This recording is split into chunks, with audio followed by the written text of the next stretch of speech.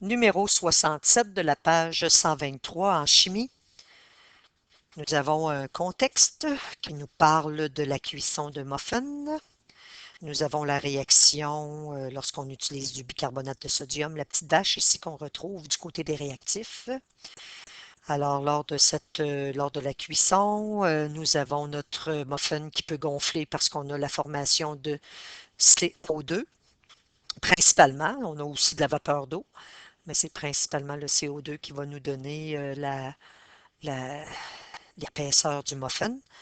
Alors, une équation qui nous a été donnée dans l'énoncé de la question, et on nous donne, on va aller poser notre problème, on passe deux lignes, on écrit l'équation, elle est déjà équilibrée, on voit les coefficients. Nous allons poser notre problème. Alors, dans la question, on nous dit que nous avons utilisé 5 millilitres, je crois que c'est à peu près une cuillerée à table, de petites vaches de bicarbonate de sodium. Donc, ça correspond, on nous l'a donné, entre parenthèses. Donc, la masse du bicarbonate de sodium correspond à 3 grammes. Je le répète souvent, mais lorsqu'on vous donne des masses, c'est pour éventuellement faire de la stoichiométrie. Vous pouvez même vous le noter. En fait, vous allez voir, c'est à peu près tout le temps la même démarche. Alors ça va nous servir fort possible pour faire de la stoichiométrie. Donc, on va avoir cet ingrédient-là, il est déjà connu. On continue. Alors, ça s'est fait, cette douzaine de muffins-là. Euh, on nous demande quel volume de dioxyde de carbone qui va être produit. Alors, c'est le volume de CO2 que nous voulons trouver. Et on nous dit les conditions à ce moment-là lorsque nous avons le four. Donc, on a une température qui est à 195 degrés Celsius. Encore une fois, avec l'étude des gaz, la température doit toujours être exprimée avec l'unité qu'on retrouve dans le système international, c'est-à-dire le Kelvin. On additionne 273 et voilà. Ensuite, on nous donne la pression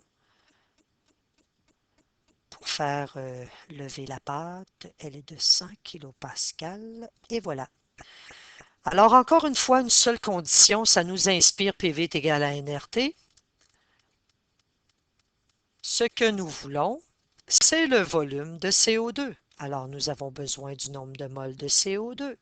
Et encore une fois, le nombre de moles, c'est dans la plupart des cas toujours cette valeur qu'on va aller trouver à l'aide de la stoichio. Et voilà. Alors, ce qu'on va faire tout simplement, nous allons, pour faire la stoichio, on a appris ça en quatrième secondaire, un connu qui correspond à un inconnu. Donc, notre inconnu qui est ici en bleu. Alors, on va aller les localiser. Nous avons la petite vache et nous avons le CO2. Le connu, qui est notre 3 grammes de petite vache que nous utilisons. Bien important d'inscrire les petites unités. Nous voulons savoir combien de moles. Pourquoi je veux savoir le nombre de moles? C'est ce que je veux pour PV est égal à nRT. Ensuite, faire de la stoichiométrie, c'est d'aller chercher dans l'équation équilibrée, donc qui a ses coefficients stoichiométriques, ce qui nous manque. Alors, nous avons des grammes ici. Il faut aller chercher la masse totale de cette grosse molécule-là, 2 molécules de petites vaches en fait. Donc, 2 fois la masse du sodium, plus 2 fois la masse de l'hydrogène, plus 2 fois la masse du carbone, plus 6 fois la masse de l'oxygène dans le tableau périodique, ce qui va nous donner 168 grammes au total. De l'autre côté, les moles, c'est tout simplement le coefficient, c'est sous-entendu que c'est 1. Alors, on sait qu'avec cette grosse quantité-là de bicarbonate de sodium, on arriverait à fabriquer, du côté des produits, une mole de CO2. C'est ça qu'on appelle faire de la stoichiométrie.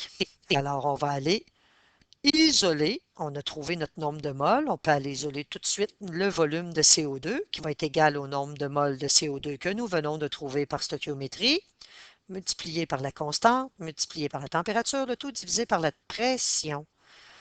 Le volume va être égal à notre nombre de moles. Oups, j'ai oublié de le calculer.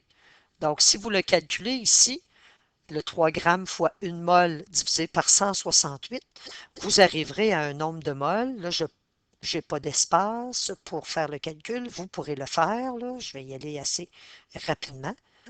Montrez-moi vos calculs dans les examens pour que je puisse voir s'il n'y a pas des erreurs de calcul qui ont été faites. Une erreur de calcul, ça vous enlève un point.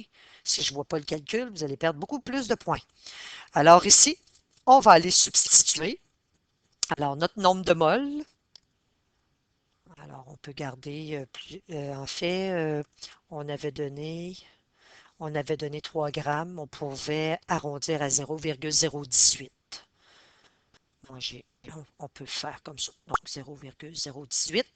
Ensuite, multiplié par le 8,31. On va laisser tomber les unités pour ne pas alourdir. Multiplié par 468. Le tout divisé par la pression qui est de 100 kilopascales. Lorsque nous allons trouver notre volume, nous allons trouver comme valeur 0, en fait, c'est à peu près 0,69 litres. On va garder deux chiffres significatifs. Et voilà, c'est tout pour le numéro 67.